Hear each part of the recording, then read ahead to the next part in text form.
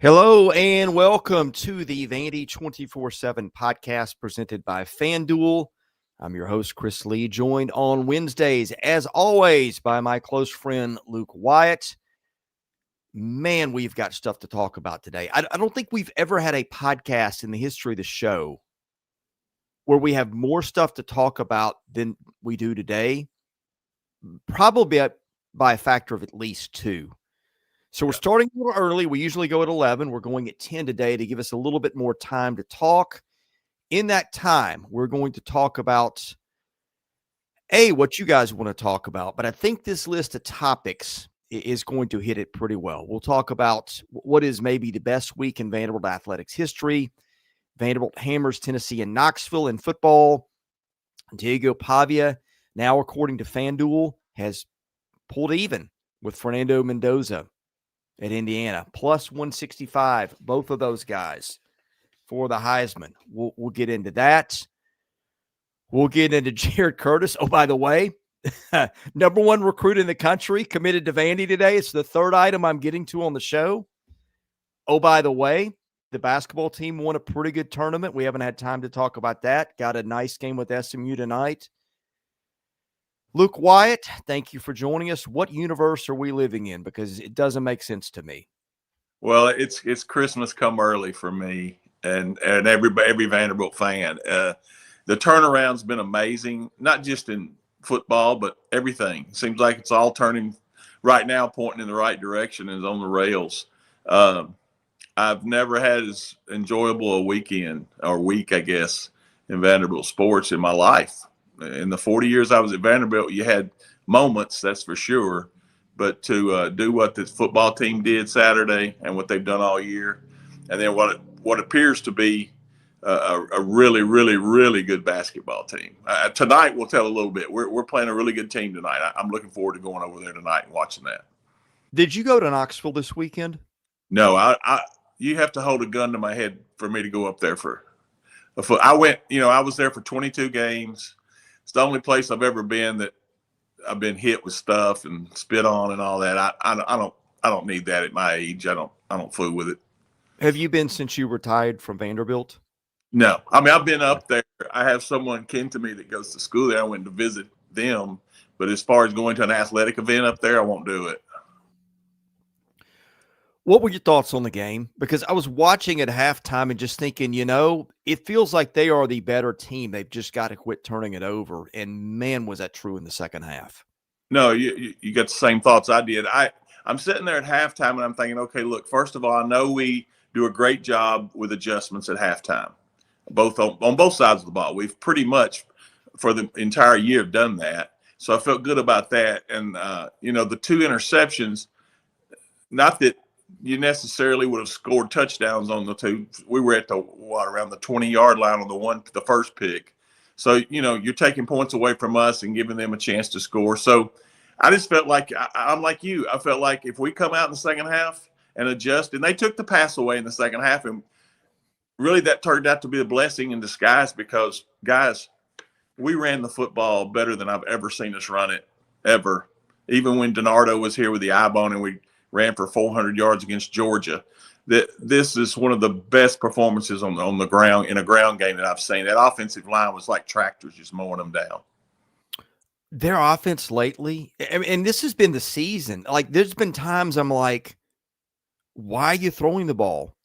You're running it so well. And then Pavia hits, like the minute I've had that thought, Pavia hits Stowers for 15 and, Sherrill for 20 and Richardson for 45, and they're in the end zone. Yeah. And then there's times I'm like, why are you running the ball? You're throwing it so well. And then the second half happens. I mean, it is their offense right now is about as close to unstoppable as I'm not saying like, okay, LSU Joe Burrow, that was a different level, but I mean, this is amazing what they're doing. Well, it's elite. Yeah.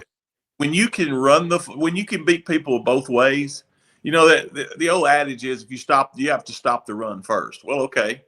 If you decide to stop the run, we're going to throw it down the field on you. Diego's going to run around and make a play. And if you stop the pass, Now we're going to run it on you. So it's either you choose how you want to die. And that's what's happened. These last 3 football games, Chris, we've scored 45 points in each. I don't know if anybody else has done that. Maybe they have, but if they played some out of conference games or something, but that's elite. I mean, it's just wild watching them. There's so many years where it felt like if they got 2 first downs on the drive, it felt like a minor miracle. Now, if they punt, it's like what just happened here? Well, we punted one time. We had the drive that ended the game where we didn't score, and then we scored straight possessions. Didn't we score on 6 straight possessions? I think we did. Yeah. I mean, Brock Taylor's a guy's getting screwed too. There no field goals to go around anymore. Yeah, Brock's 11 for 12. He's as efficient just about as you can be, but he hadn't had a whole lot of opportunities. And Haber is a punter.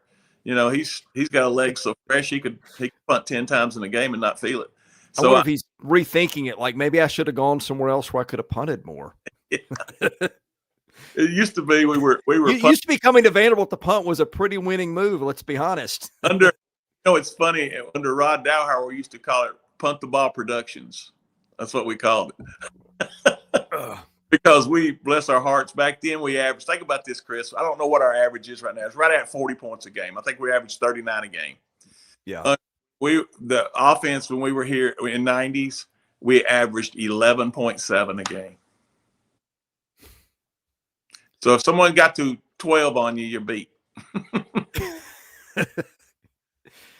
Yeah, I mean it's just been wild to watch. Those teams had great defenses too, which was a waste. I've said this before. The wild thing about covering them is it happens so fast and so often. You look at the stat sheet, Diego's having a good game. You look up and he's, 21 to 24 for 287 or something like that and 3 touchdowns. And it just feels like it's just built in your expectation. Did you realize he broke his nose in the game in the first half? No. Yeah. He played the rest of the game with a broken nose. Yeah, it was on the play. It was a play where he ran up the middle and he got hit. I saw him get hit, and then you could see his eye starting to, left eye or whatever, was starting to shade of his face was changing. But he got his nose broke in the first half. Have you ever broken your nose? Oh yeah, look at it. It hurts. Oh, I know. Trust me. Yeah, I just cracked mine right here once, but yeah, got a deviated septum and those 3 times, twice playing football and once running into a tree. I might need to hear about that one another day. Yeah, I'll tell you. We got a lot to talk about today.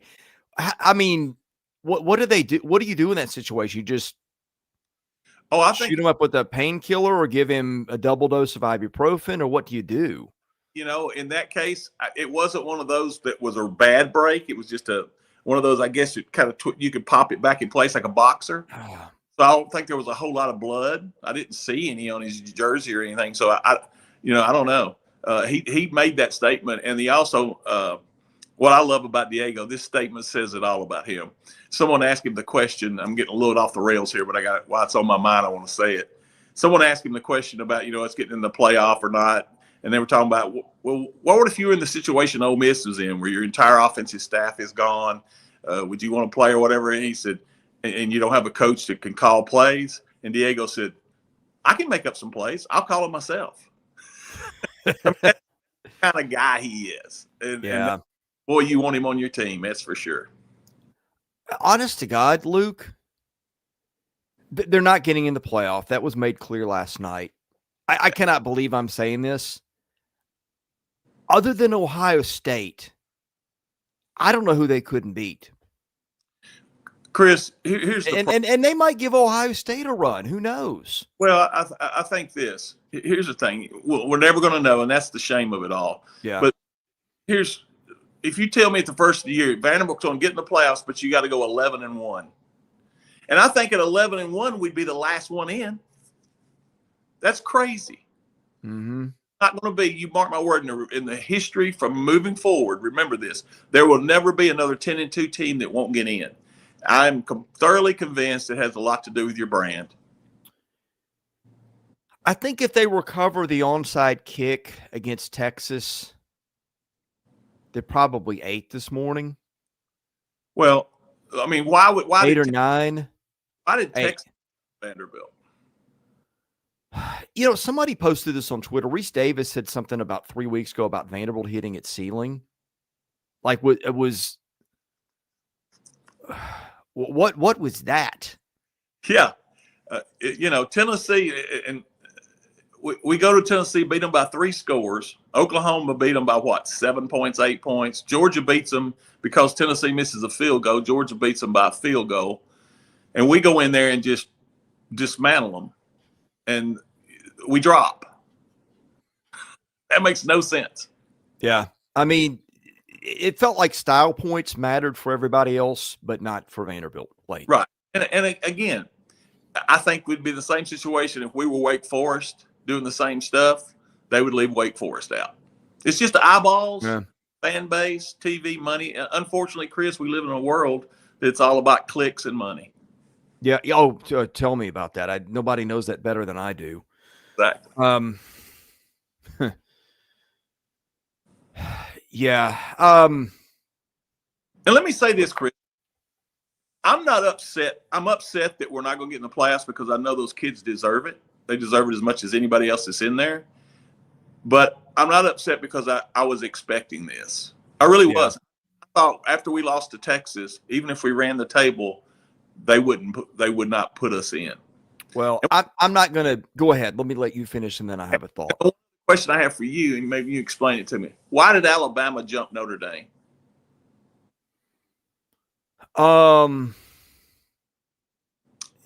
true answer is probably arbitrary. It might be like maybe, and I've done this too. I put a lot of time and thought into the power rankings and stuff I do. Sometimes I will honestly look at things with a fresh set of eyes and say, you know what? I should have made a different decision on this team last week. I'm going to correct this. When I do rankings and stuff, I'm not hey, this team won last week. I automatically move them up or don't drop them. I just kind of try to take a fresh look every time. They did beat Auburn on the road. Auburn was playing well. It was a rivalry game. I do think that should matter for something. Alabama's got some really good wins. I mean, I think Alabama should be ahead of Notre Dame anyway. If I can find it, I will tell you. While you're looking for that, let me give you why I think they jumped them. Sure. All right. Let's say Alabama loses to Georgia. That gives them that spot to it protects them where they'll still get in. Mark my word, if Alabama loses, I'm not going to penalize them. That's why they move. I mean, if it's 41-10, then maybe. But yeah, if it's a touchdown, then I don't think so. And I don't think that's the wrong call, by the way. Right. Okay, best 5 wins. Notre Dame or Southern Cal at Pitt, at Arkansas, Boise State, and NC State. Maybe Navy instead of NC State, but who cares at that point? Alabama's are at Georgia, Vanderbilt, Tennessee, at Missouri, LSU. I mean, losses, Alabama lost to Florida State, not a good loss. But Florida State's not awful despite the record.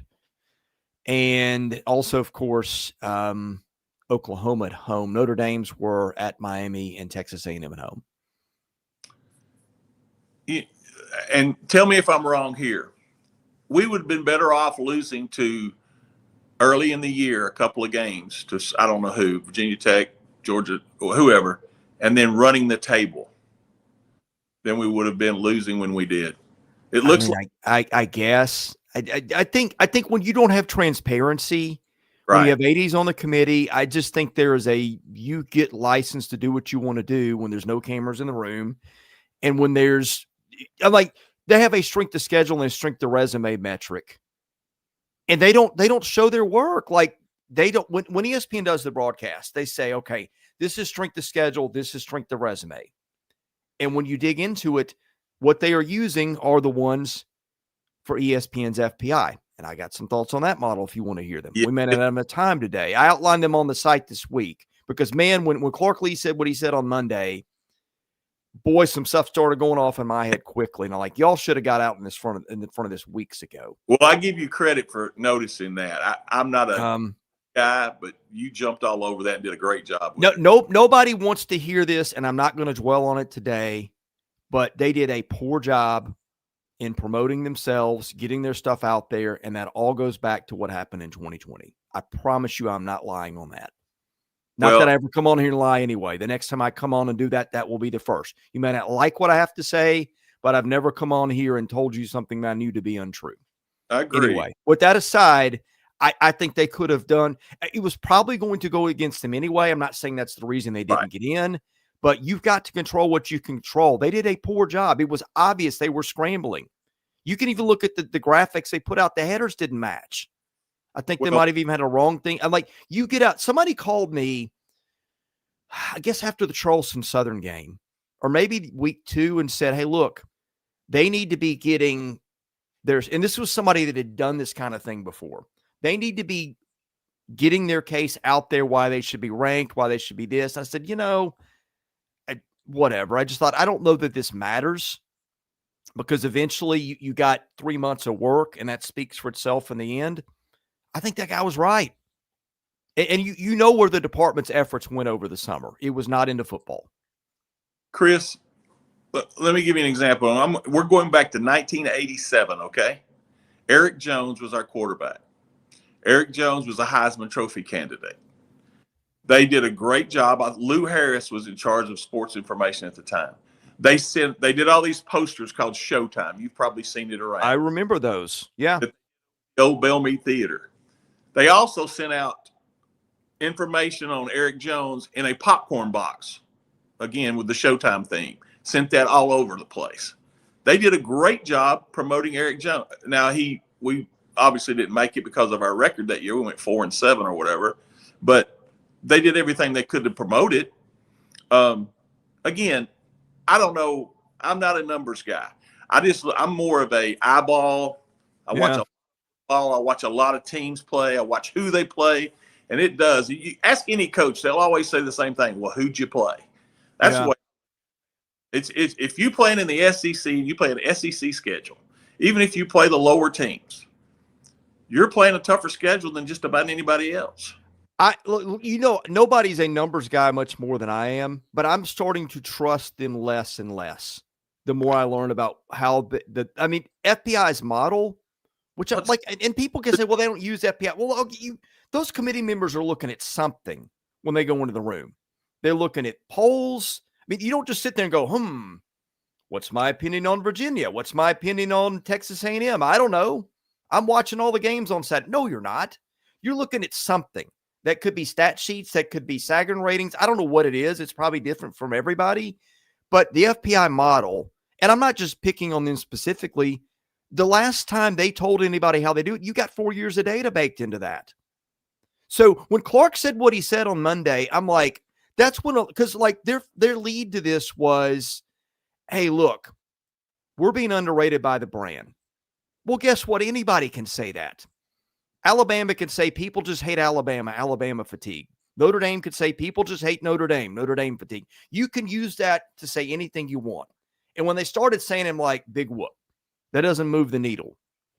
When Clark started talking about point spreads, and I know this because I track analytics, like it is unbelievable.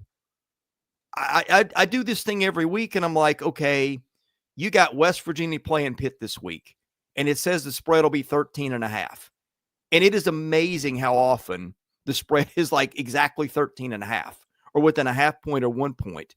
And so if you're using that to anchor your perception on teams, and then you start looking into the model and you're saying, hey, look, the model is flawed because it's got data baked in for 3 or 4 years that particularly in this era have nothing to do. Like, what does 2024 Vanderbilt have to do, or what does 2023 Vanderbilt have to do with 2025 Vanderbilt? Nothing. And if that's baked into the model, and that's what people are looking at, when Clark said that, it's like, okay, let's look into this. And I was like, I think he's got a point, but they didn't get out in front of it long enough. I don't know that it would have mattered anyway. They also ran into some bad luck with, every team you try to bump them ahead of, like Alabama beat them head to head, same record.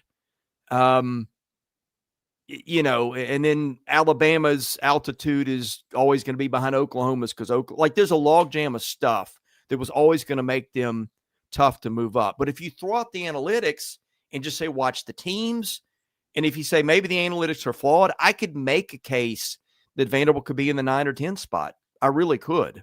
I don't know if that's right, but I could make the case. Well, let me ask you this, and let's just, I understand Vanderbilt, of all the teams we've talked about, Vanderbilt has the smallest fan base or eyeballs. But let me ask you this: how many people out there would like to watch a kid like Diego Pavia play? They're missing the boat. They may think they aren't, but they are missing the boat in this situation. By the way, can I rant on that for a minute? Sure. How many times are we going to shift the goalpost on that kid?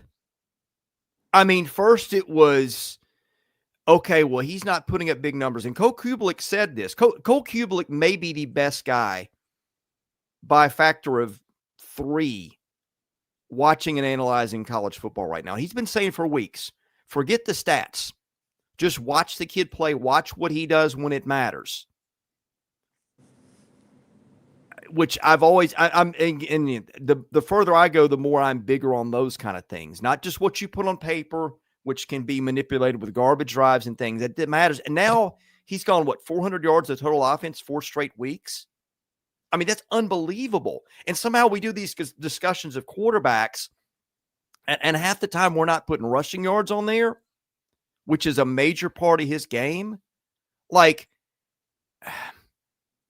what are we doing here? I think maybe I'm, old man shakes fist at cloud based on the Heisman odds this morning, baby. But I mean, honest to God, I think he should be the hands down favorite. I do too. And that's biased from watching him every week. But man, he's unbelievable. Chris, I don't know if you watch highlights of other teams. I always watch our opponents or the teams that matter to us, whatever that may be in a playoff scenario this year. If you watch the other teams, there is no way any other player does more for their team than he does. No, I mean, you can't. There's not even an argument for it. Yeah. If you want to pick flaws with him, it's that they weren't very good in the first half against Texas. I don't know that was all on. I mean, he had that fumble that set up the touchdown that put them down 14-0. And against Alabama, he had the 2 huge turnovers. One, the fumble that he lost that far from going down to the ground, and the other one was a pick that safety was hiding behind the official, and plus I think there was a PI on the play that didn't get called. Right. Other than that, you tell me what the case against Diego Pavia is, because I couldn't tell you. The only thing is he's got a V on the side of his helmet instead of a crimson helmet. That's it. Yeah. That's it, man. I mean, you're freezing up, Chris. Yeah, I know. I'm going to can you see the questions? I can no, I cannot.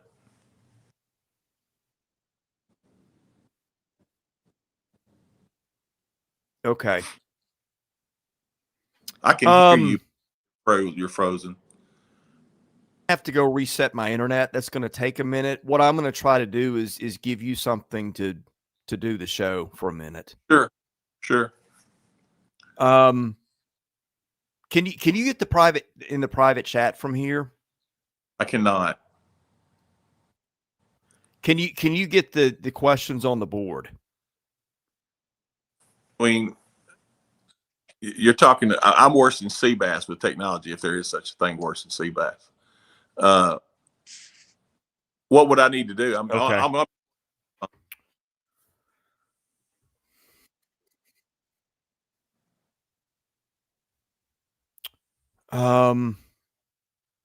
I don't mind while you're doing that. If you want to throw me on a topic, I can talk while expound on it while you're switching over.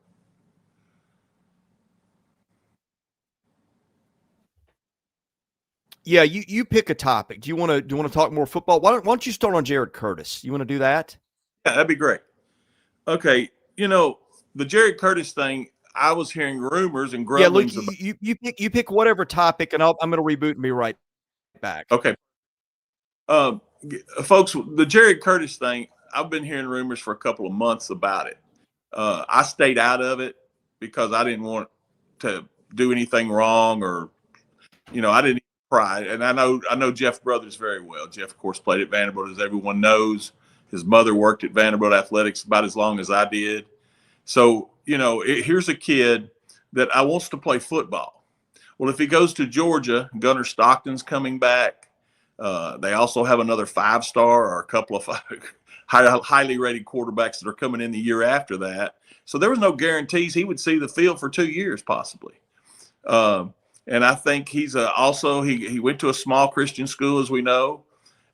He's a little bit of a homebody. He wants his people that have watched him grow up be able to come to all of his games, and they're 10 minutes away now. So that all helped. And of course, the season we had, you have to give Coach Lee, Diego, and all of those folks over there a lot of credit for selling him on this, because if we didn't have last year coupled with this year, I think last year was important. Last year proved that we could win. The Alabama win kind of got the flame started, and then after that, and we go to a bowl and we win the bowl and we play really well against Georgia Tech, and you can see that Pavia is coming back and he's going to be really good. And then this year we do what we've done, which is best season in Vanderbilt football history in 135 years or whatever it may be. That sold the kid. I'm ready to stay at home, and I'm ready to continue this and even take it to further heights. I don't usually say this. I know he's the number 1 rated player in America, quarterback in America. And then you're going to say, okay, well, he played at a small Christian school. That's not true. Just because you played at that level, there's going to be a learning curve with his speed. That's for sure. But Jared Curtis, if you've ever watched him play in person, and you've seen him play in 7-on-7 camps and stuff like that, he stands out, man. He is a can't miss kind of kid. First of all, he's very smart. He's very coachable. He's got that slow heartbeat, as we hear Tim Corbin talk about a lot. Mature beyond his age. He's a very mature kid. Will he come in and set the world on fire? No. There's still going to be a curve for him to learn because of the speed of the game and getting him sped up in his process.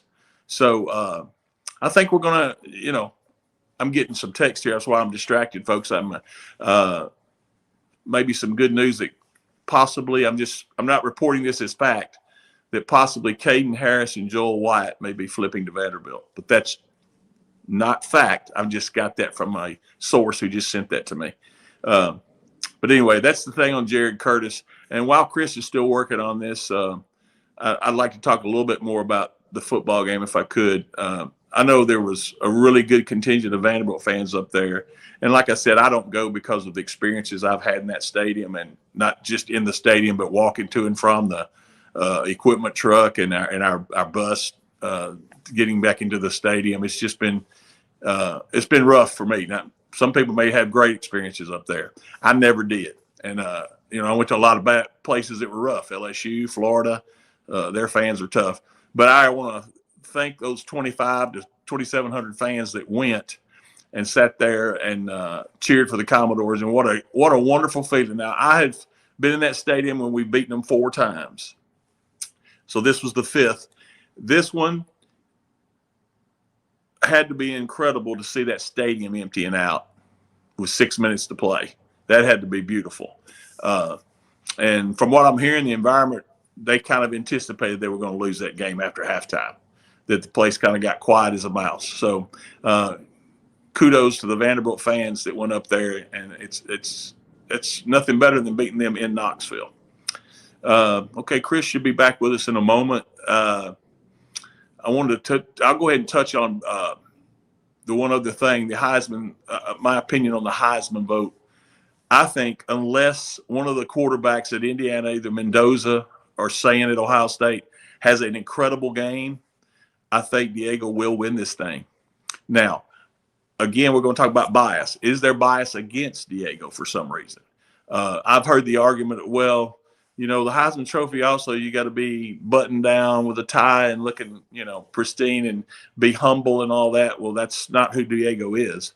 but Diego's going to not stop being Diego. I don't think that should matter as long as you're not disrespectful on the stage or there at the end. He's not going to do that. We know that.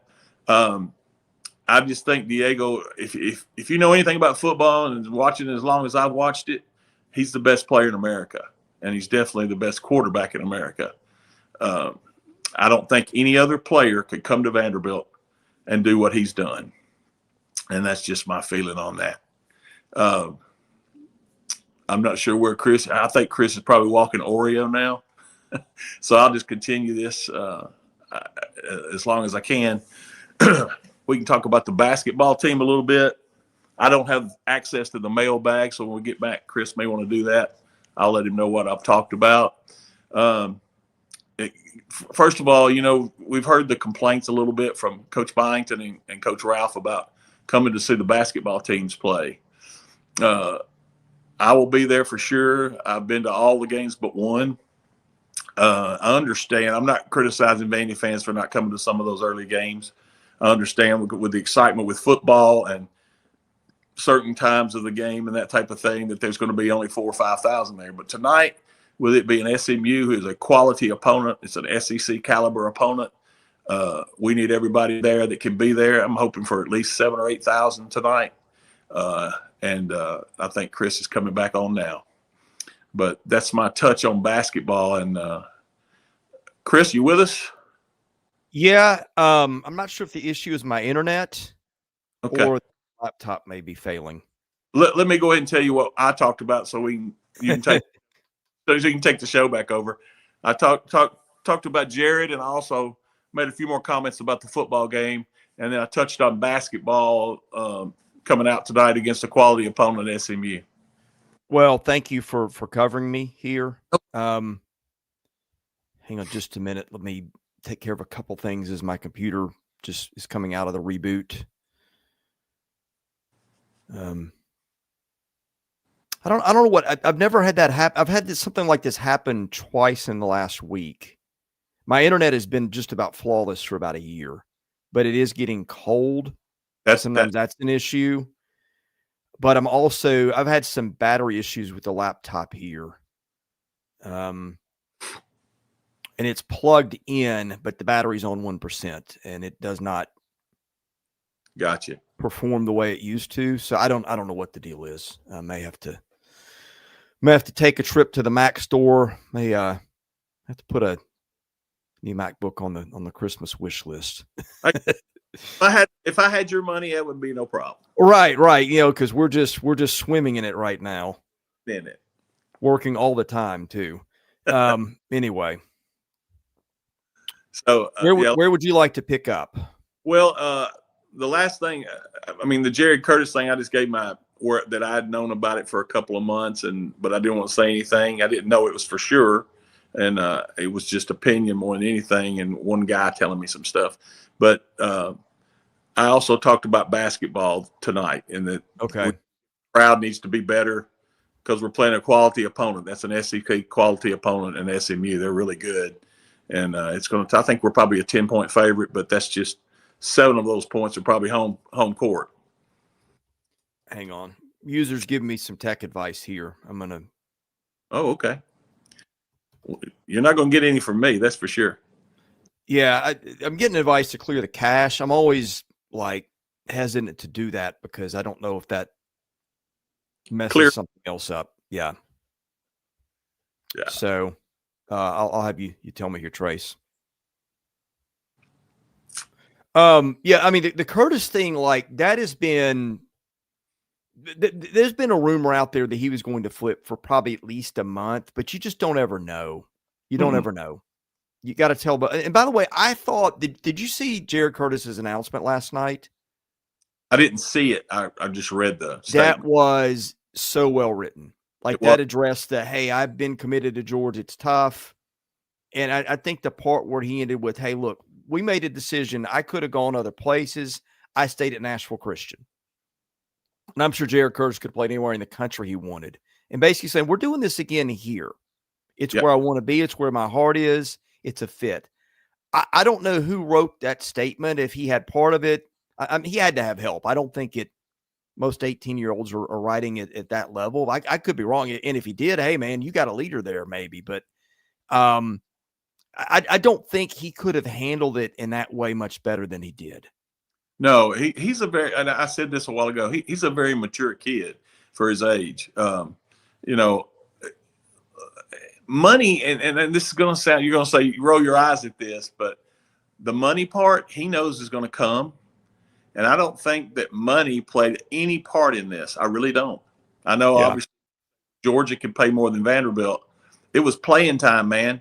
It's time, you know, he feels like he can play starting next year at Vanderbilt.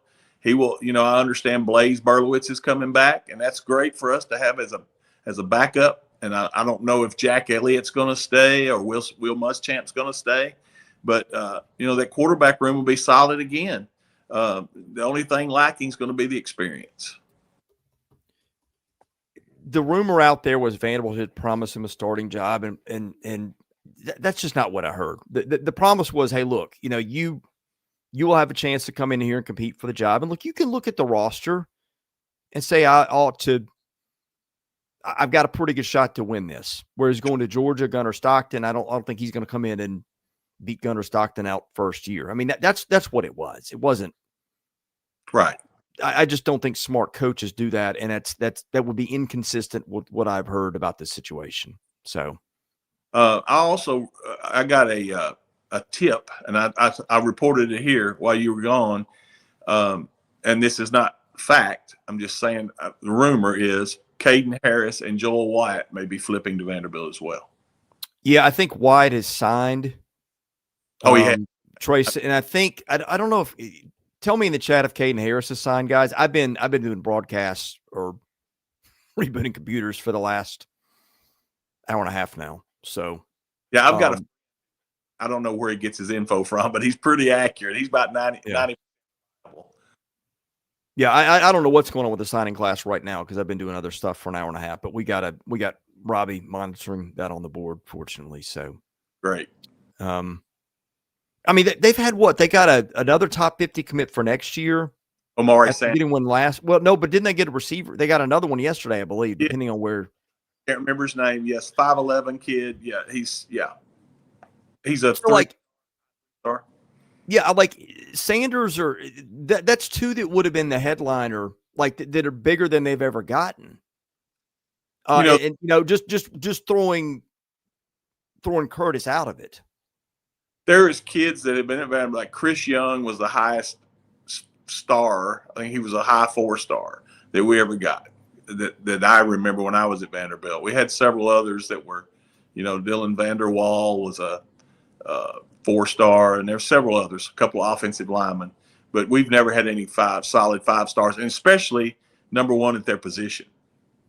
Yeah, like if you took the top 10 or 15 recruits they've signed in the last, like you wouldn't even know who a lot of them were. Right. There's not been a big correlation between top signed kids at Vanderbilt and performance.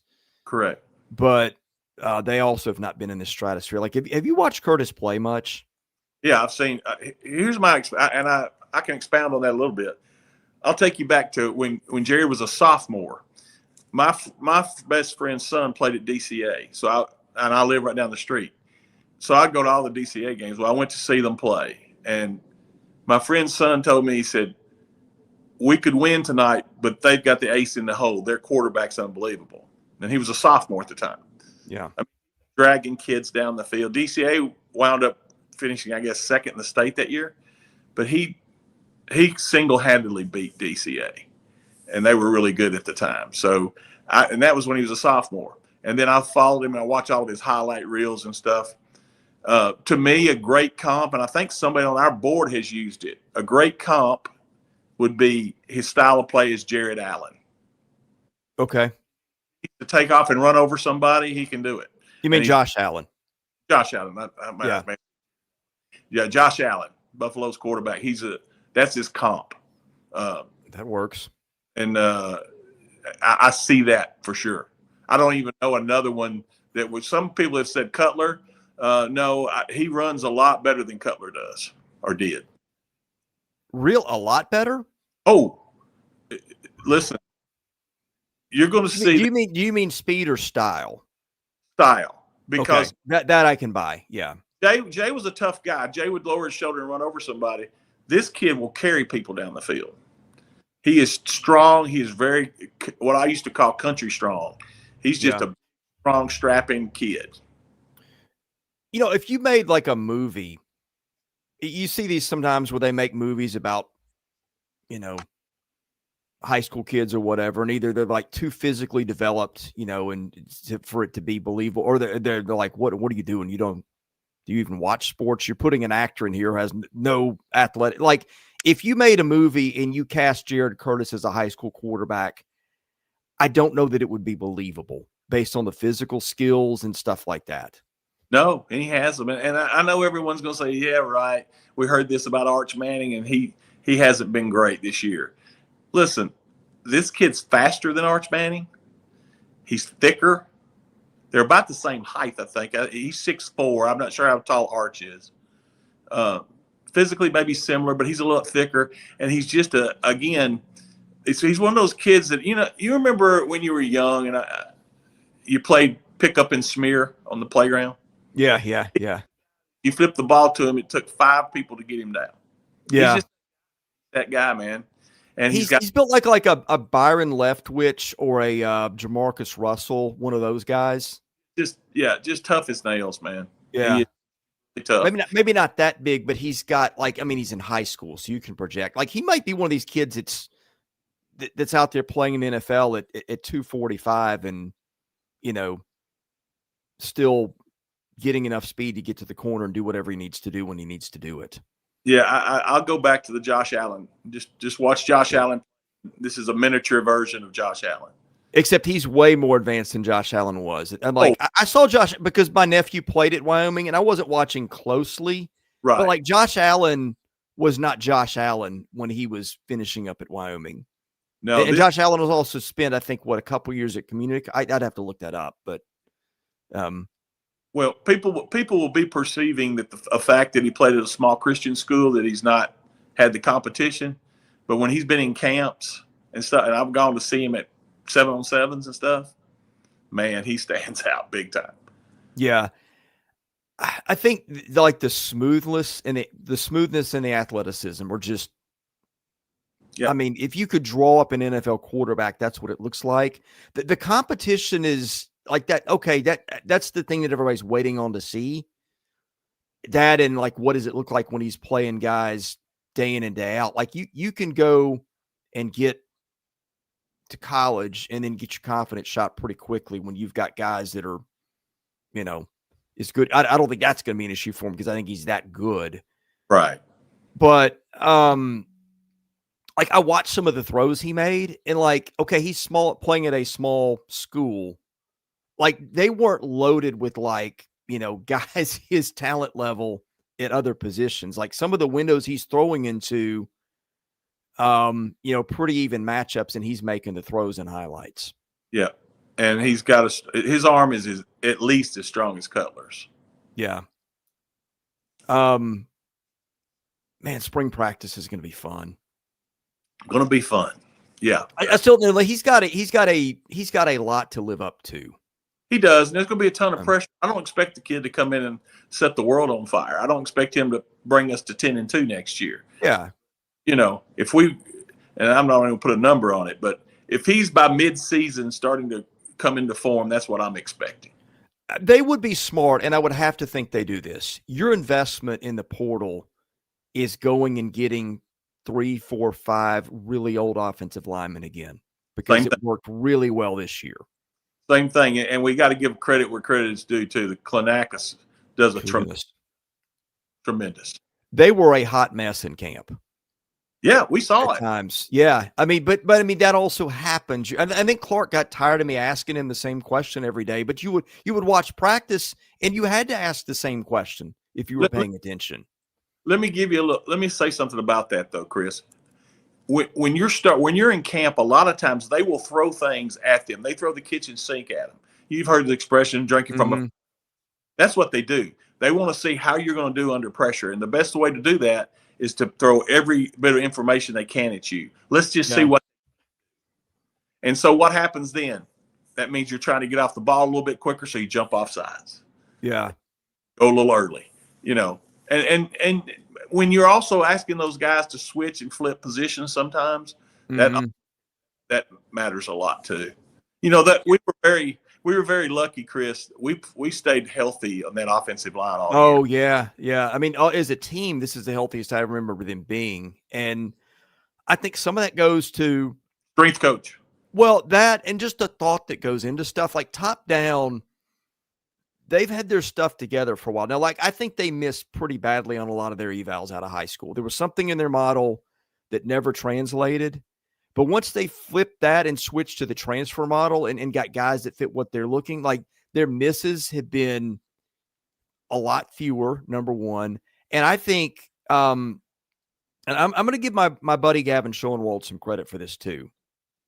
Gavin works for a company that's had a lot to do with monitoring practice load and stuff like that, and they're one of their clients. I've talked to him off the record a little bit about some stuff. I'm not going to bring it here, but I think that had a lot to do with keeping guys healthy, because now you can get yellow flags on, okay, you're about to put a guy in danger of getting hurt. I think, and look, maybe they just got lucky. Sometimes you can get hit and somebody snaps your fibula, and that's got nothing to do with conditioning. But it felt like they stayed extremely healthy. And by the way, I think Diego played through some stuff too. By the way, he did. And you never could have seen it. But you just told me he played through a broken nose. My goodness. Listen, Chris. Whenever you're winning it, you also play hurt, not injured. Yeah. Play hurt. If you're sitting there and you're at 3-7, a lot of times there's more, quote, guys on the injured list than there normally would be. But you're winning, everybody wants to be out there. Right. Yeah, that maybe some guys out there that wouldn't have been out there 3-7. I think that's for sure. Yeah. Which might have explained some stuff pre-bye. One other thing, Chris, I'd like to jump on if I might. There's a kid I want to single out. That offensive line, first of all, as a group, was fantastic. Yeah. But I think the Remington Award should go to Jordan Wyatt. Man, they were so good over the middle this year. He is a beast. And then we've had some really good centers at Vanderbilt on some teams that didn't win a lot of games. Kevin Brothen is one I think about. Darryl Holt. Some guys are really, really good. He could have played for anybody in the SEC. Yeah. But it is as good as I've ever seen at Vanderbilt. This offense, man, they checked more boxes this year. It wasn't perfect. It wasn't LSU 2019 or whatever that was. They didn't have Justin Jefferson and those dudes and Jamar Chase out there running around. But there wasn't a glaring weakness this year. There weren't mass numbers of drop passes. Sometimes breakaway speed was part of it. And then Trey Richardson steps up and starts doing stuff at the end of the year.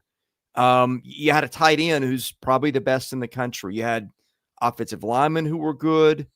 Cedric Alexander had a really good year.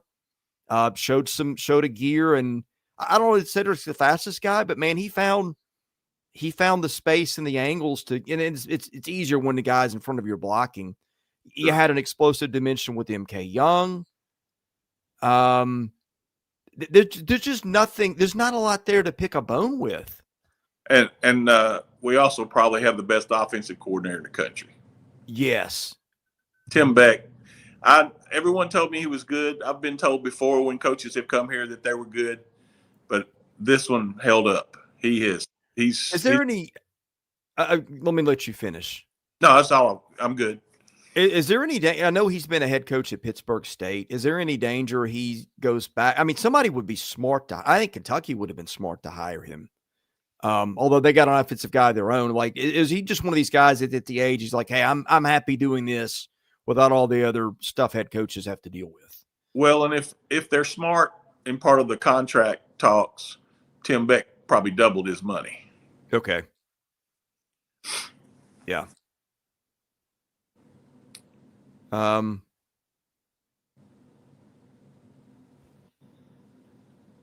Somebody's asking about Jared Curtis for sure. Did something happen that I'm not aware of?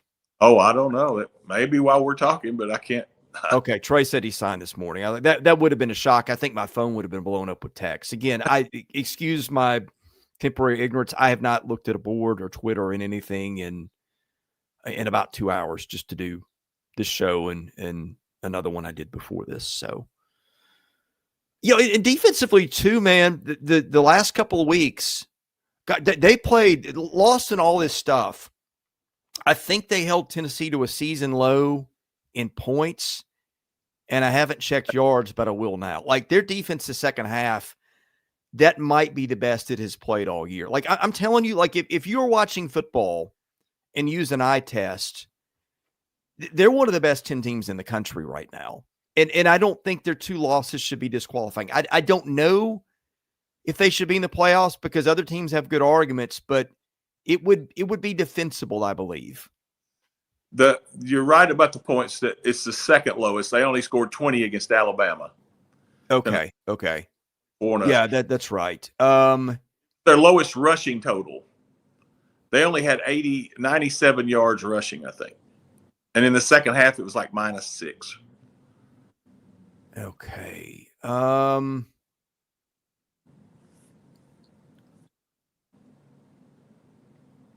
a minute.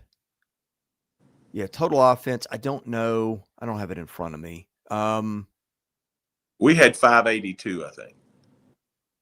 Yeah, I think that might have been Tennessee's lowest number in total offense this year.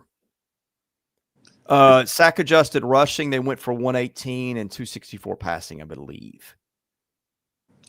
Okay, sack adjusted. Yeah, I was. Yeah, they sack adjusted 93 yards against Oklahoma, but they threw for 363 against that defense. And passing yardage is sack adjusted too. So, one of the biggest keys defensively is we got 4 sacks, and we also made him move his feet about 4 other times. Yeah, and he had some good moves to evade rushes at times. Yeah. Like they could have gotten a less nimble guy. Yeah, a few times that they didn't. I think their linebackers played really well the last 2 games. Did Longwell played? Longwell was really good. Yeah, he played one of his best games. The one touchdown where we're looking to the sideline, that's on the coaches there. Which one was that? The 52-yard to Brazel. Oh, is that what happened? Okay. Colby Taylor was looking at the sideline. In fact, the entire defense was up looking to get the play. I don't know what was the problem, but it's when Tennessee will catch you every once in a while in tempo. Yeah. Colby wasn't even looking at him when the play started. To their credit, they didn't give up. Did they give up another one of those all year? Not that I remember. It's been a minute. Utah State, but that was against like second and third teamers. Yeah, I think I remember one there, but like where they got beat more was dudes in space. Right. What Texas did to them, what LSU did at times. And when I felt much better, like you don't ever feel confident they're going to win going into Knoxville, but I felt pretty good about it. After the way, because Kentucky tried the blueprint that everybody else did. With screens and like they had none of it against Kentucky. I'm like, okay, they have made some big fixes here that are coming just at the right time, because if there's a team that can give you issue with that, it was Tennessee. Right. Something I want to say about the way the defense plays and the way the team plays as a whole. When I get the schedule every year, I look at when the scheduled off dates are. That's the thing. When you have to go through 6 games, or it's best if you can have 4, an off week, 4, and an off week, and then finish it up that way. Once we had that off week, we survived Auburn. That was their survival. We were physically spent against Auburn. That was part of it. And then the coaching changed where they had new life for that 1 week, and that quarterback played better than he's ever played. But once the last 2 football games, we've looked fresh as a daisy, man. Yeah. Ideally, I think what you would have done if you went 4 weeks in a bye, the bye would have come before Alabama instead of Alabama being the number 5 game in there. And by the way, I think, most teams had their bye week in the SEC. I'm looking at the schedule. Were they the last team? No, somebody played the first 7 in a row. Not in the SEC. No, or did Okay. someone have to? Bye weeks. I'm going to give them to you. I'm looking to the left to my schedule. Alabama, week 4. Arkansas, week 6. Auburn, week 6. Florida, week 4. Georgia and Kentucky, week 4. Sorry, Florida was week 5. Then in week 6, you had LSU, Mississippi State, Missouri, Oklahoma, Ole Miss, South Carolina, Tennessee. Texas had its bye week, its first bye week in week 5. A&M had its first in week 4. Vanderbilt and Kentucky. Kentucky and Vandy had a bye week at the same time. Vandy's first bye week was when Kentucky's second bye week was. How about that? So week Kentucky 7. 3-3. Played 3, 2, 6 is what Kentucky went. Well, that's no wonder they weren't good down the stretch. Yeah, okay, yeah, 6 weeks. 6 weeks for Vanderbilt without a bye, and don't forget, you're building in what 4 or 5 weeks of fall camp too. Right. So that's really 9 weeks in a row without a bye. To me, 4 and 4 is what probably 10 weeks without a break. Yeah. Yeah. Yeah. So that would have put the bye before Utah State. And then you would have gone Alabama, LSU, Missouri, Texas, and another bye. I mean, maybe you'd like to have it before Texas in hindsight, but who knows? Not that you can engineer it that way, I guess. I mean, you're partially bound by what the SEC gives you, right? Yeah, and you have to schedule your non-conference schedule accordingly. Yeah. Who's on? I need to look. Who's on their non-conference next year? Just as an aside. The one Power 4 team is NC State. That's pretty manageable. That's at home. But we play 5. Here's what I hate about the unbalanced schedule is that you have 5, like we have 5 SEC road games and 4 home games. Huge advantage to the teams that get to play 5 at home. Yeah. Okay. Non-conference next year. Austin P, Delaware, NC State. Delaware's second year will be second year of transitioning to FBS. NC State, and Austin P. Austin P will be the opener. Well, the SEC schedule's not set as far as dates, correct? No, but your opponents, okay, Tennessee, that's here. At Auburn, that'll be interesting, depending on how they rebuild their offense. At Mississippi State, feels winnable right now. Alabama here, Arkansas here. Arkansas could be in a rebuild. Ole Miss, who knows? That's here. At Florida, who knows? At Georgia, that won't be easy. And then at Kentucky. So, I mean, you avoid LSU, you avoid Texas, you avoid Oklahoma, you avoid Missouri. I mean, I guess it's senseless talking about it on paper right now. Yeah, you don't know. Because we don't know who the rosters are. But, I mean, there are some brands missing from there. What you just mentioned, how many of them have new coaches? Let's see. Auburn, Arkansas, Ole Miss, although Ole Misses will have a few weeks. Florida, Kentucky. So that's 5 of the 9. Okay. I don't think NC State made a coaching change, did it? No, it's Dave Doran, right? Yeah, I think he's still there. Yeah. I don't think who's going to get the Penn State job just off of throwing off? I don't know. Unless they're waiting on Marcus Freeman or something like that, they might be kind of screwed. I'd heard that they had passed on Brian Hartline. What about Dabo, the Giants coach? I'd heard that one. I don't know. Wow. Josh Heupel? Those are always kind of questionable to me anyway. Yeah, I think the ship sailed on Heupel there, did it not? I don't know. I think he's a really good coach. Well, I think, and I have a friend that is close to that stuff, and he has opinions that I respect. he thinks that he's a little sloppy with like his game plans and the way they run practice. He said he's really an O coordinator that's a head coach. He's not really being a CEO. That's the knock.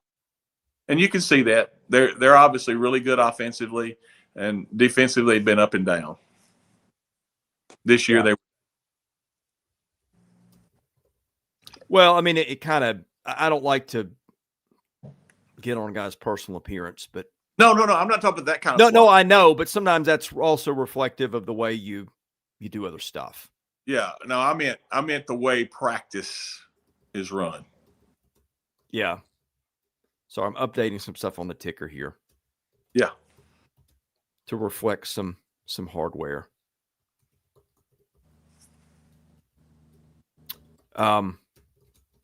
Details, man. Speaking of details, I didn't have mine in order this morning. Did we get a mailbag in, Chris? We do. I'm going to get to there in a minute. Do you want to talk hoops for a minute? Yeah, I was talking a little bit about that, but I didn't really talk about statistics. I didn't talk much about the tournament they just won. Yeah, well, let's just start with your thoughts. Well, I watched every game, every second of every game. Thought the Western Kentucky game, they were kind of meh, but obviously if that's the worst game they played all year and still won the game handily. I was really impressed against the win against Saint Mary's. That's crazy. Oh, I was too. Saint Mary's doesn't give up 90-something points. St. Mary's doesn't play a style that lets you get 90-something points. I've been obviously over the moon about Duke Miles.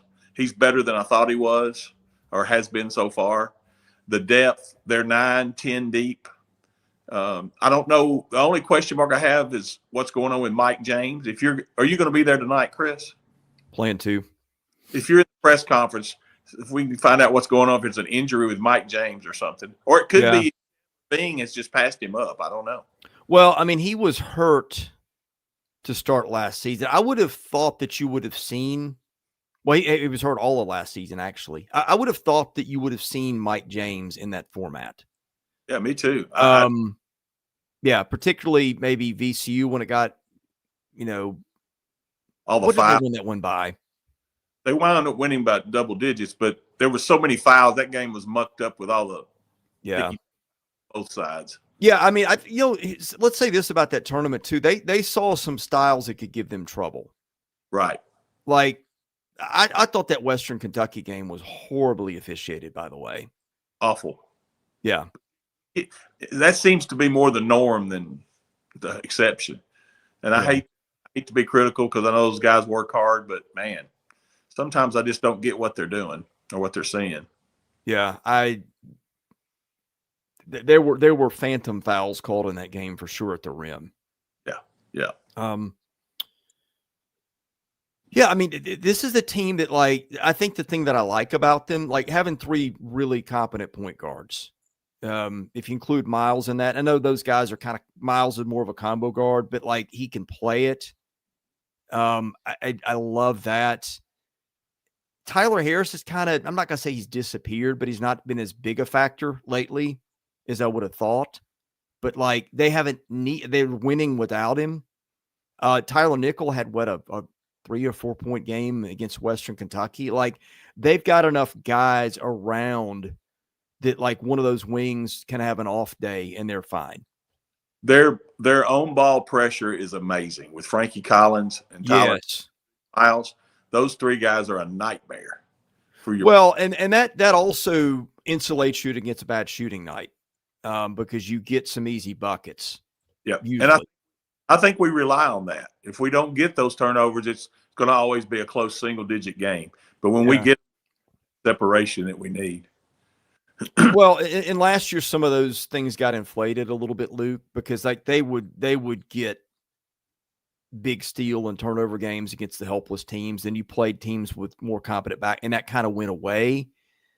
But they're deeper this year, and you may see some translation, especially with three guys at that point guard combo guard slot. So I'm going to give you two names that I think are the key to the season: Jalen Washington and A.K. Okereke. Yeah, they have to play a lot without getting in foul trouble. And Jalen Washington has to be the version of what he was in the Bahamas. He was that 19-point game. I did not see that coming. No, and it wasn't just the points he scored. It was the variety of ways he scored, but the defense he played around the rim. He had a couple of block shots. His rebound. Yeah. I think that's what they've been wanting out of him, was that next step physicality, and he showed it. Well, here's another thing. Mason Nicholson, we're sitting here through 8 games. Nicholson's played 21 minutes. He's averaging a half point a game. I think he's – I know what the deal was. I'm not going to say it. It's not anything bad, just out of respect for a source. Sure. I can understand why he would have a sluggish start to the season. It makes 100% sense to me. Okay. So don't take any of this. What you're seeing is Mason Nicholson sucks, because he doesn't. Right. And what I'd heard, and I didn't see it with my own eyes, I'd heard he'd been really, really good in practice before before some health stuff hit him. So yeah, that's funny, because that's what I'd heard about Mike James. That's why I was so injured, or if they're deciding to. I don't know if he has a red shirt available. I don't know. Yeah, I mean, he's played 5 games. He's sitting there. Gosh, they played 42 minutes between them, and they're 8-0. Yeah, and I've only been tested once. Yeah, that's it. I mean, tonight's going to be a good. I'm excited about watching tonight. I think it's going to be. I don't know much about SMU. I'll look into that before the game. They're 8-0 and they're pretty good. I think in Ken Palm they're around 40.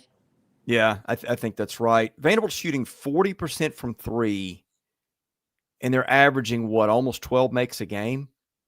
Yeah, and they got to be averaging close to 90 something points a game, right? Yeah, here's the one. Their opponents have shot 212 free throws, and they've shot 197. So that's a little bit of an issue. Well, they got in foul trouble in several games. It doesn't feel like they're a 75% foul shooting team either, does it? You know who's actually looked better than what I thought. What was advertised is Frankie Collins. He had 3 in a row, but since then he's made like 80% of them.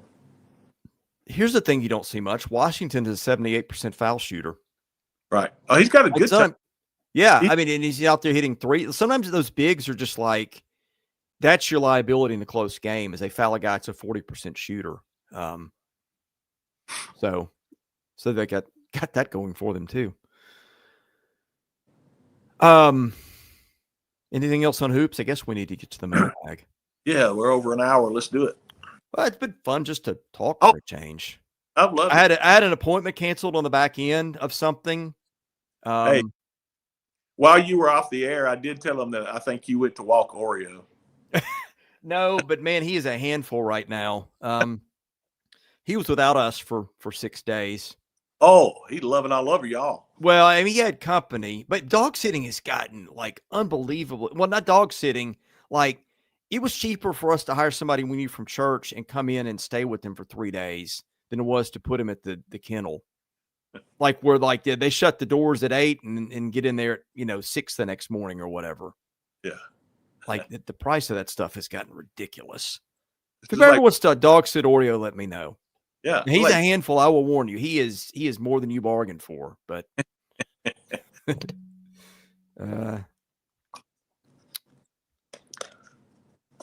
sorry, I'm getting to the mailbag, by the way. Okay.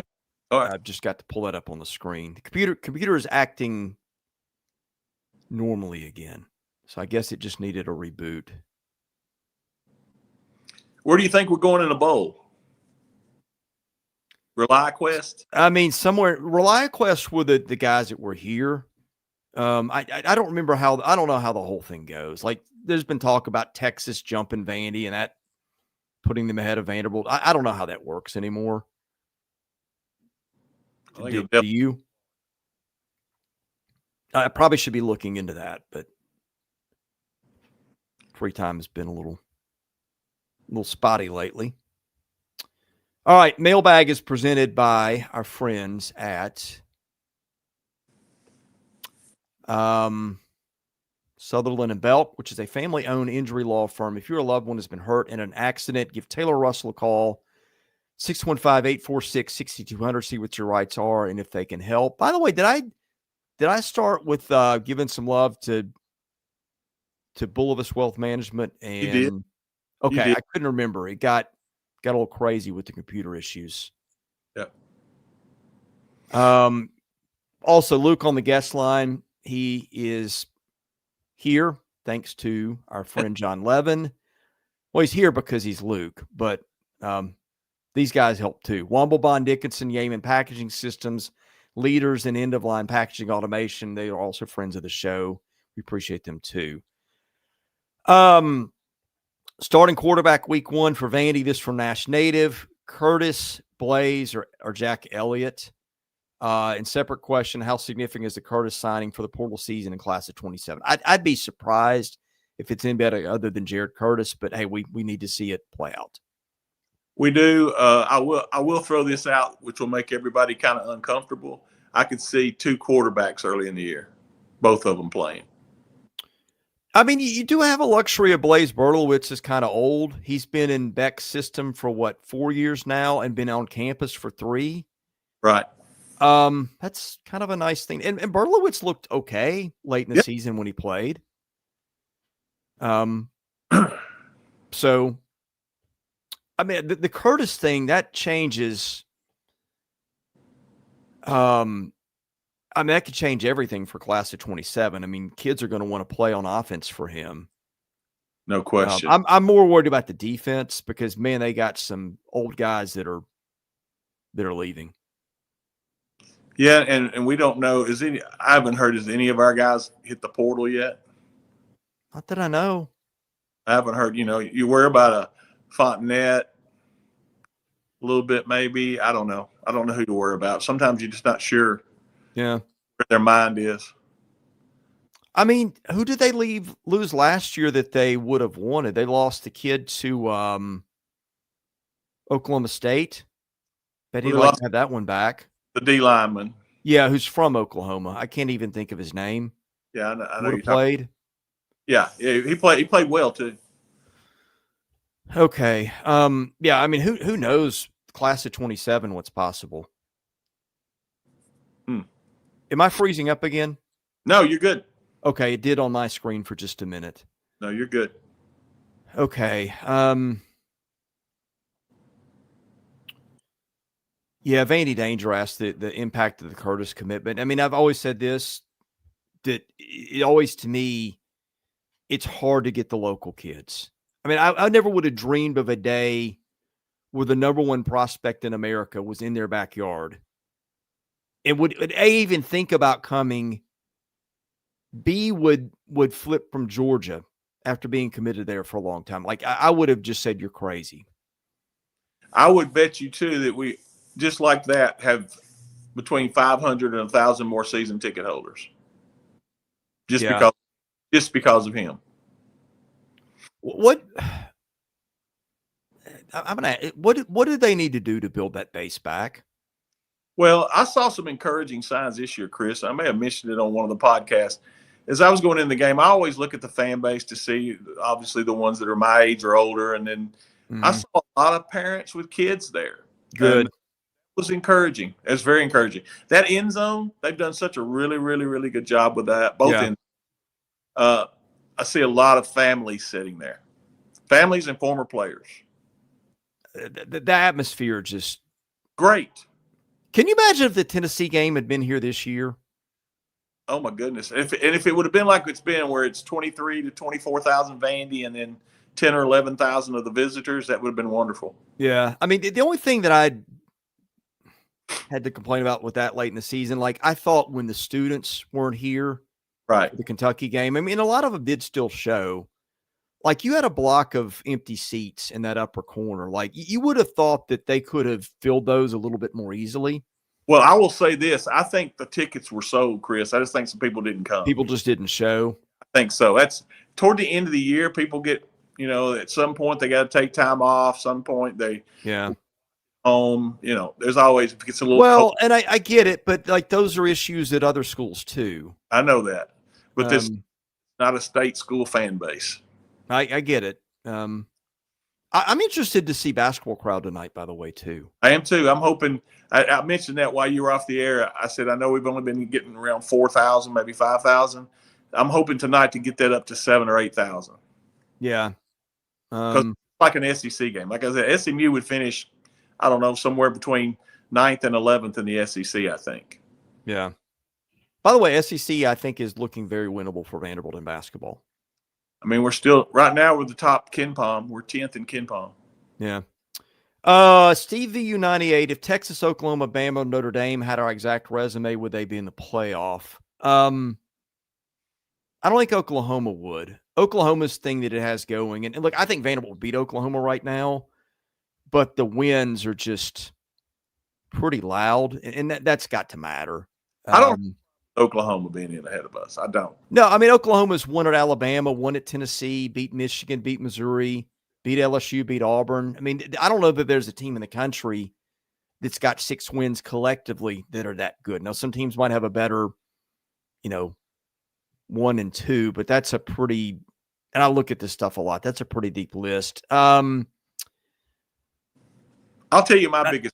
I mean, look, Alabama is 10-2, and Alabama's got wins at Georgia, Vandy, Tennessee, at Missouri.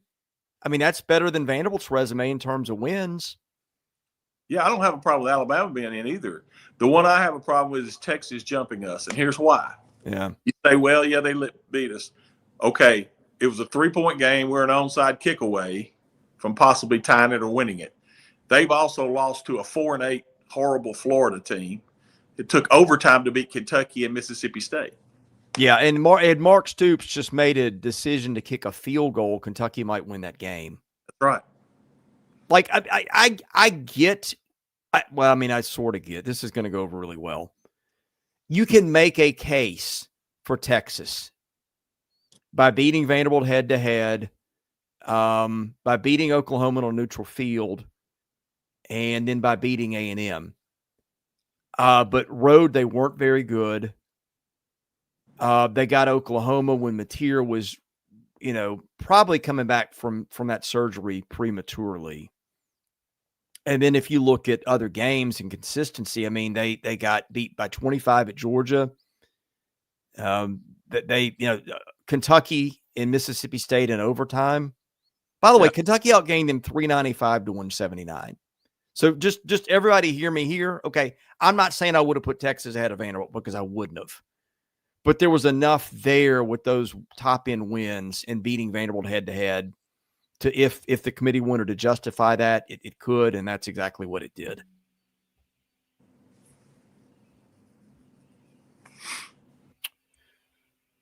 Okay. No, Notre Dame is let me pull up what they've done again.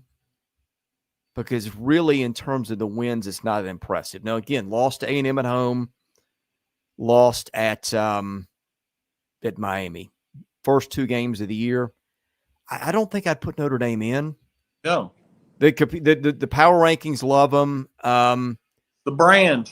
Well, they have been dominant on the stat sheet, and I'll pull it up just to be fair to all sides. They're averaging 7.3 a play. That's close to what Vanderbilt's doing, but a little bit under. Now, Vanderbilt's play better defenses for sure. 4.6 per play against. I think Vandy's 5.4. Outgained Miami per play when they played them for whatever that's worth. Did not outgain A&M per play. Just looking at the style elements of the losses. What was the Boston College score?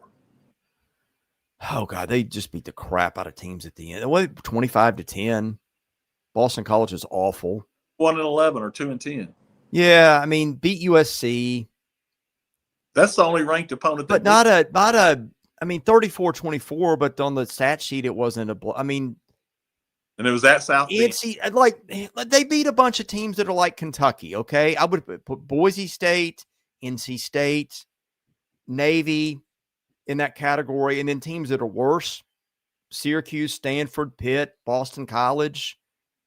I mean, I guess you could say the most impressive thing they did, maybe. Well, beat USC, but after that, they won at Pitt, and they dominated that one. I've got questions about Pitt after watching them a little bit. I try to see both sides of it. I get it. You lost to A&M by 1 point. You play them on a neutral field. Notre Dame's probably a 6 or 7 point favorite. But again, the more I look into the metrics that are commiserate with lines, I have questions. Let me ask you this. If Boston College went 10-2 with that same exact resume, would they get in? With Vanderbilt's or Notre Dame's? No, with that Notre Dame. Notre Dame's in because of brand and perceived strength. Yeah. They're top 5 in every power ranking that, stat. I get it. I understand it. And times I've argued for it, but I have a little more question about power rankings that these computers put together the longer I do this. Yeah.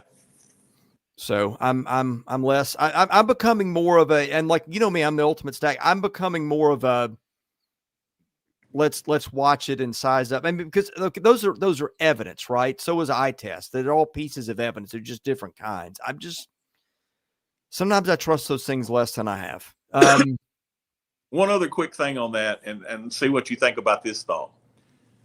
How about giving them blind draws? In other words, you don't know what team this is. Here's their schedule. Well, that would tell it. But here's their 1-loss record, okay? We're not going to tell you who the team is. And then you place them that way. Luke, again, here's the problem. It's these schedules are so uneven, man. I know. And it is like even strength of schedule measures they don't tell you the whole story. It's like the whole thing of having like 1 foot in a bucket of fire and 1 in a bag of ice, and you're supposed to feel okay on average. Like some of these schedules, like Missouri and Tennessee in particular, like the overall strength of schedule weren't great, but boy, the top end teams they played were tough. And really Notre Dame lost 2 of its 3 really tough games. USC's the one it beat, and 2 or 3 were at home. Okay, Vanderbilt's toughest games, they were both at Texas, at Alabama. Nobody else won at Texas. Oklahoma won at Alabama. And even when Oklahoma won, let me pull this one up if I can find it.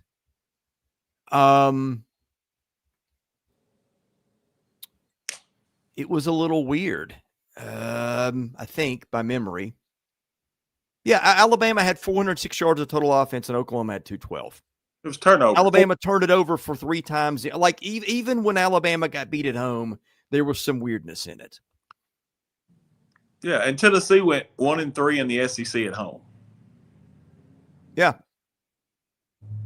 And they were in the top 25 till we beat them.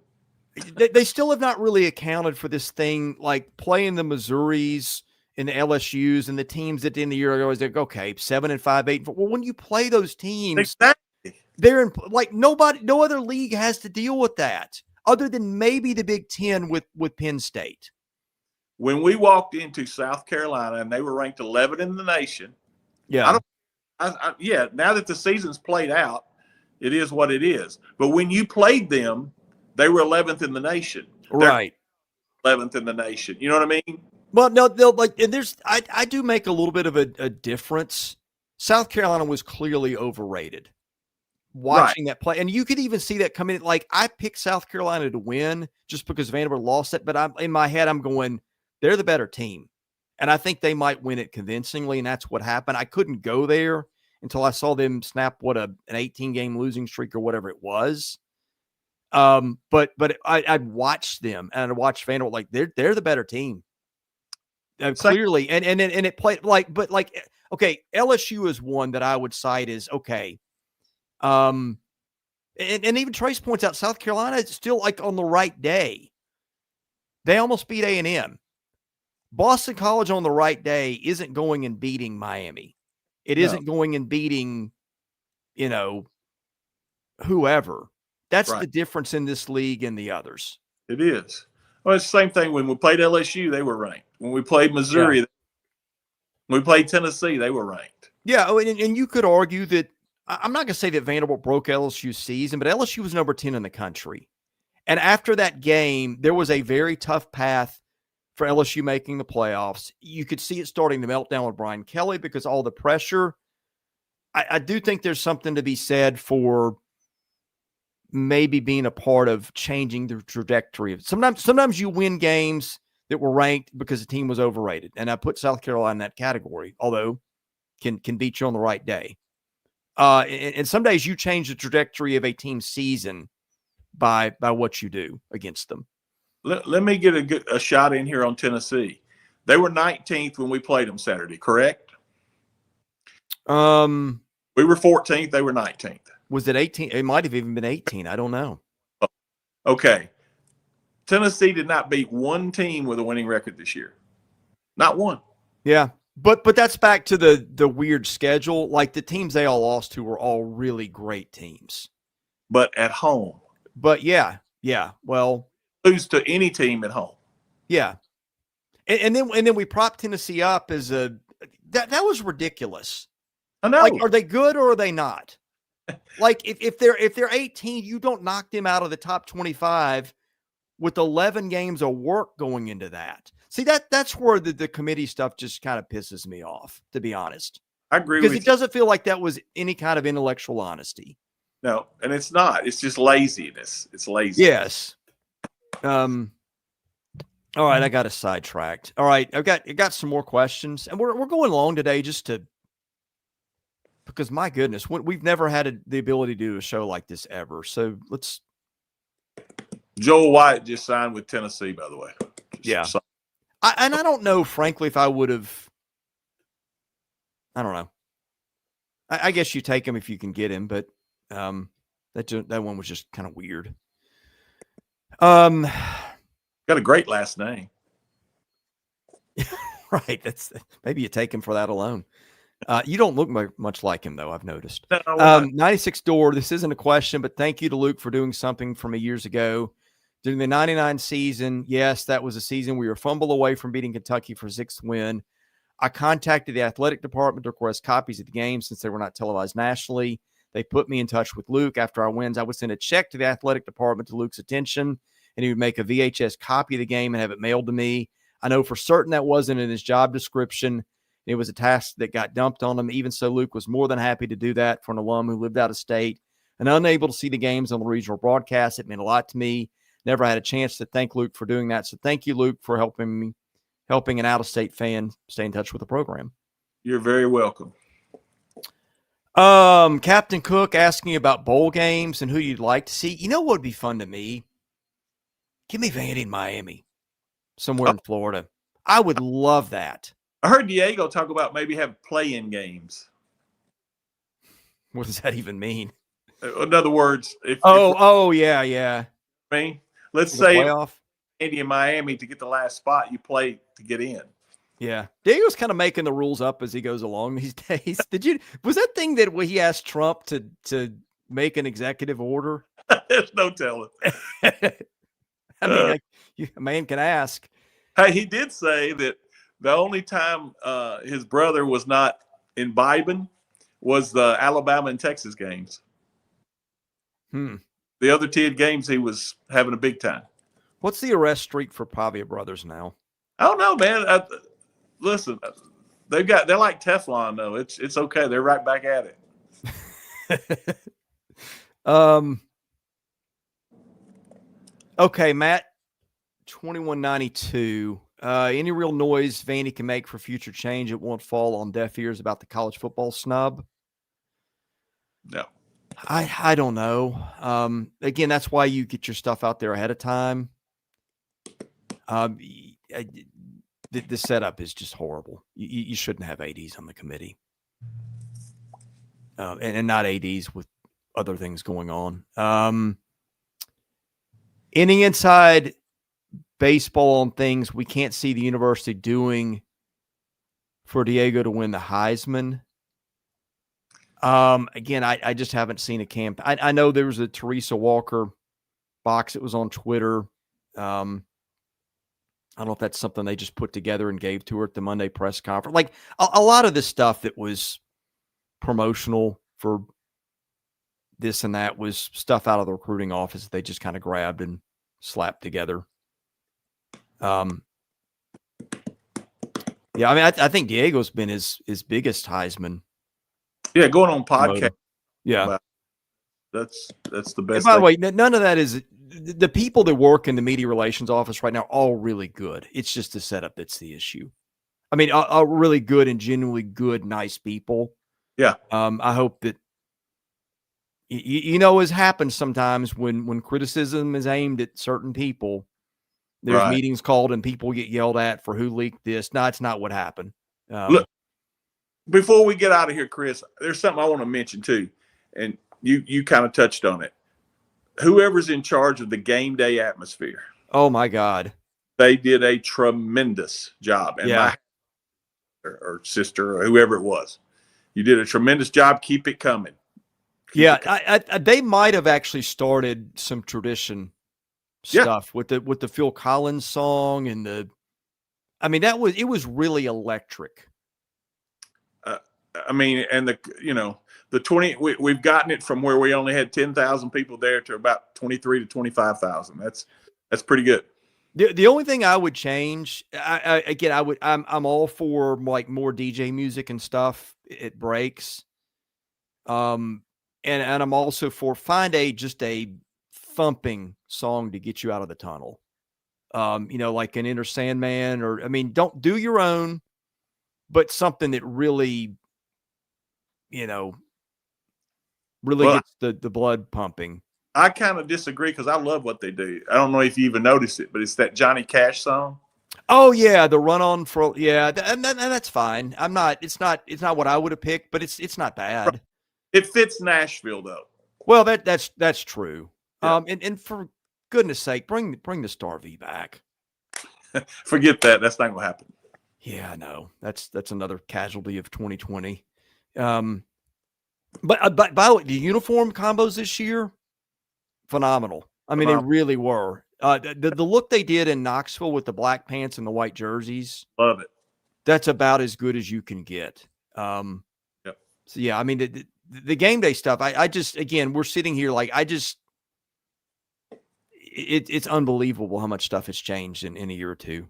And I think like if they don't beat Alabama a year ago, is this different or do they do all this anyway? No, I think they do it if we go to a bowl last year. Like if you swap the Bama win for another win and still go to a bowl. I think if we hadn't gone to a bowl last year, it may not be. Right. But, I mean, it didn't get them any preseason. I mean, here's another thing, man. The stuff was right in front of people for them to be good. Now, I didn't think they'd be 10-2, but bowl game, most guys returning, maybe oldest team in the country. And they didn't get a single vote. No. I don't think in the AP top 25. No. And it'll be interesting to see where we start next year. Okay, I like this question. Okay, well, here's one before that. Door 1997. I think we all concede next year's football team won't be 10-2 again. What do you set expectations for, given a quarterback looks to be a true freshman, and what looks like a harder league schedule? I'm not willing to concede the harder league schedule yet, but although probably, I mean, this year's didn't turn out as tough as we thought, but that all points back to you just don't know. How would you answer all that? I would say it's going to be harder for one reason or two reasons. You play 9 instead of 8, and you play 5 on the road instead of 4. The following year in 27, we get 5 at home. So that's an advantage. I don't care which team it is you're playing. You're on the road again. So, yeah. I mean, to me, next year, like right now, not knowing what the roster is going to be made up of, with a freshman quarterback, let's just assume Jared's going to be the starter. If he beats Blaze out, I mean, if we can go 6-6 or 7-5, that's a good year. Pessimistic Door, how much do you think Pavia's antics would cost him to Heisman voters? I don't.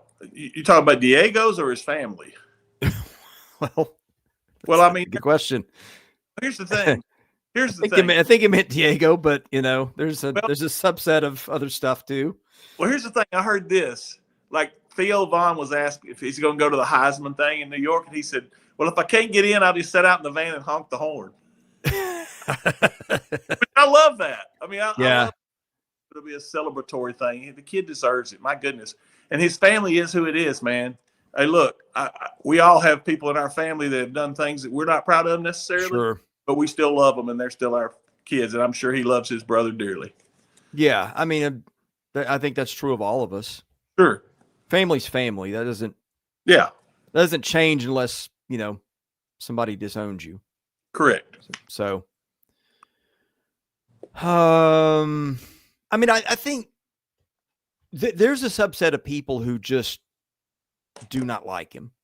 And that's okay. I'm not going to call a guy out. People like, there's a guy that puts up his quarterback rankings, and like even late in the season, he didn't have Diego in there. Like, how can you do that? Like, that's just, you don't. And I think there's two things in play, or at least two. I think you got a set of people that say the kids shouldn't have been allowed to play college football. They didn't like the court ruling, and they probably aren't going to vote for him for that reason. I think the others, and I have two good friends that watch football and text me on Saturdays. They're fan. Well, they're both Alabama fans. I think they used to pull for Vandy some, and one of them's like, "I'm not pulling for you guys against anybody. I'll pull for Tennessee over Vandy. I'll pull for Auburn over Vandy because I just can't stand Diego." I'm like, okay, fine. You get stuff like that where people really do dislike the guy. And like, he does give you some stuff sometimes. You've heard me say, like, as much as I like him, there's some things that I wish he would tone down. But I do think there are elements of that people will penalize him for in the voting. Diego, who he is, and that's what makes him a competitor he is. Now, right. Let me get in his defense. Let me just tell you something. There's things that have been said to his family and to him. Yeah. Before he's done anything wrong. Okay. Yeah. That he defended. Right. Now, and some that they were very much crossed absolutely big lines. Right. And look, something happened to one of our baseball players and you're going to know what I'm saying when I say this. If you'll remember in Omaha, some Mississippi State fans did something to some of our baseball players' families. Oh. Similar to that, okay? Interesting. So, he had a right to be mad. Yeah. And probably if he had a cooler head to prevail, he probably regrets. But look. That's not his makeup. That's not his makeup. I mean, he is intense at everything.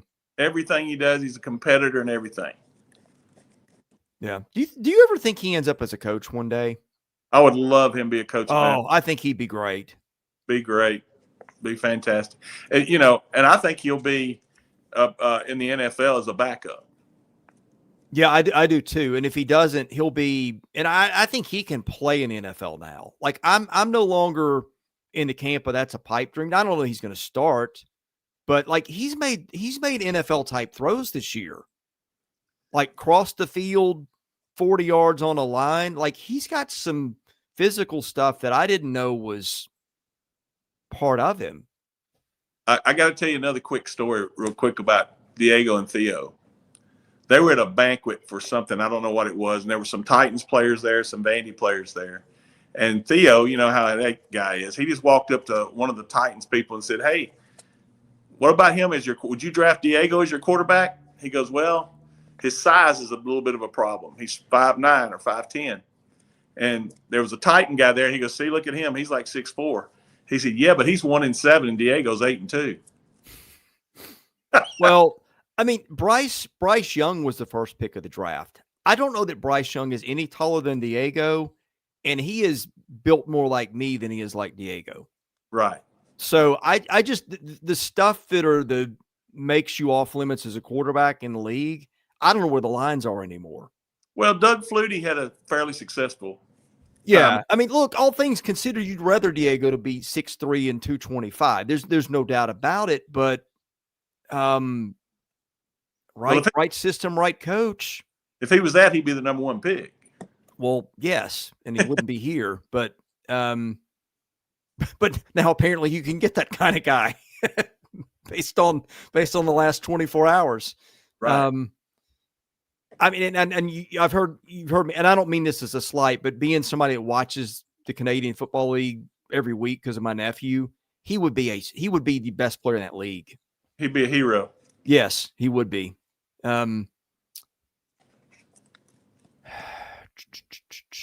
Okay, Jerry Lawless 3. Besides not losing to Alabama and Texas, is there anything this team could have done to get in the playoffs? I mean, make your case earlier. Maybe you couldn't have known this at the time. Maybe you punch one in against LSU late, but I mean, maybe you fumble it and you. I don't know. I mean, the only thing I can really, I wish that defensively they had made some adjustments and stuff, maybe a little earlier when they were in that slide where they weren't playing well. But other than that, Chris, if we win 11-1, let's say we didn't lose one of those 2 games. If we were 11-1, where would we be right now? Who would we be above? Well, if you notice, the committee did that thing where they grouped teams mostly with losses. Your top 2 were unbeatens, and then they had 5 win-loss teams. Mm-hmm.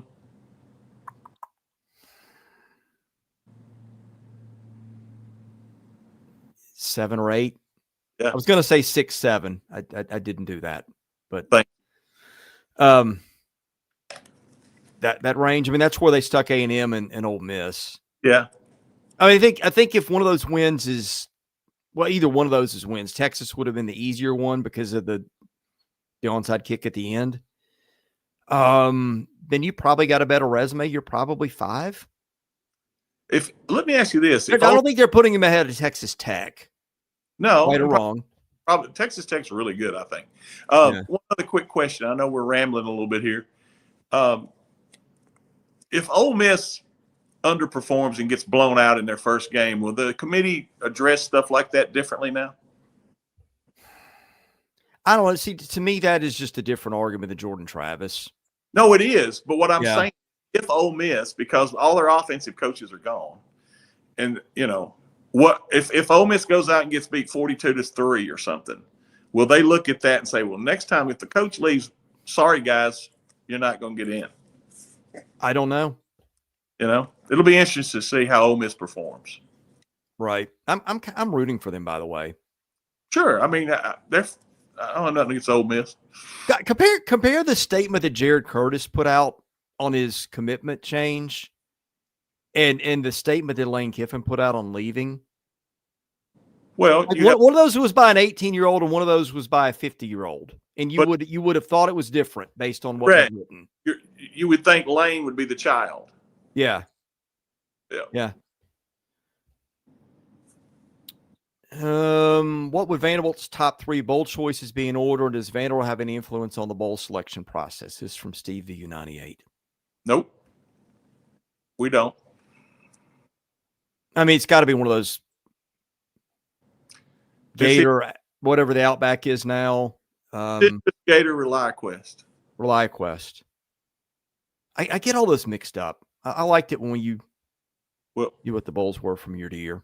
2 of them are in the same stadium. That's the thing that confuses you. 2 of them are in Tampa, and where the Raymond James. Right. What's the Pop-Tarts Bowl now? Oh, I don't know.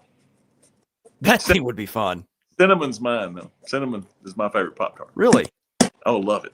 Huh. I don't think I've ever had one of those. The one that I would not accept if I was coach is the mayo bowl. I'm not going to have someone pour mayonnaise over my head. Yeah, that would be a little gross. Awful. Do you eat mayo? I used to. I don't so much anymore. Yeah. I mean, I like mayo, but to have it poured over my head, no. Are you making the bowl trip, by the way? Yes. I think I will too, if I can. I'm going to always say that, and then life gets in the way, but I would like I will be there. All right, this one I question the presumption here. I think you will too. Vandy, I thought Lee. What's that?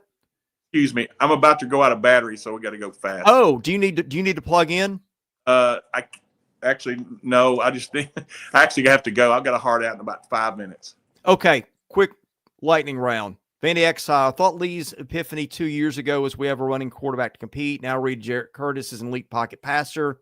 Can he run too, or is he so good they can rework the offense? He's got the running too. We hit that earlier in the show. Vandy fan 1233. Any word on the upcoming 2026 NL war chest for football? Curious what the number is and what Curtis is getting. I'll hand that to you. Middle of the pack and higher. Middle of the pack and higher. Okay. VU Hick 66, number one position of need from the portal. O-line. Yeah. Maybe D-line too. How many corners did they lose? I guess they get Jordan Matthews back. They need a lot. I mean, they're old. They've got Martell Height back. Jones is back. Marlon Jones, if he wants to. Matthews is back. So three. I think three are gone. Three of the top. All right. Gold Door defense was nothing short of heroic against Missouri. Seemed to be on the field the whole game. Do you think they got extra rest in the next week to practice, or do most key coaches keep everything the same? Keep things the same. Yeah. Let me see if there's any more. Okay, that's it, man. Any parting thoughts on the way out? This was fun. I've been looking forward to doing a show like this. Yeah.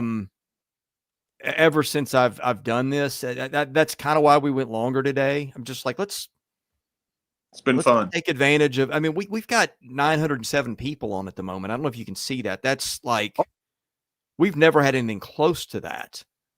That's great. I guess my regret, I've just got so much other stuff. You know, I had to start the second business in 2020, and I have no free time anymore. Chris, two handsome dudes like us, there's going to be people jump on it, you know. Right. Especially you. Yeah. Hey, put Seabass between us would be a heck of a triplet. Yeah, well, and we'll do that. I think we're doing that Friday. So we'll have SMU basketball to talk about. I'm sure he'll be over the moon about stuff. So that'll be fun. Good. Thanks, Chris. I always enjoy it. Well, thank you. Anything on the way out? No, just see you at Memorial tonight. Hope everybody can get out there. Please come and watch them play. It should be a great game. Complain in the chat. Need more of you without me, I guess, is what this is saying. Someone's pulling I have to review the film. Someone's pulling. Maybe it works better. But hey, thanks, man. Luke, really appreciate you being here. We'll see you again soon. All right. Thank you guys for watching. God bless you. Have a great week. You've been watching the Vandy 24/7 podcast presented by FanDuel.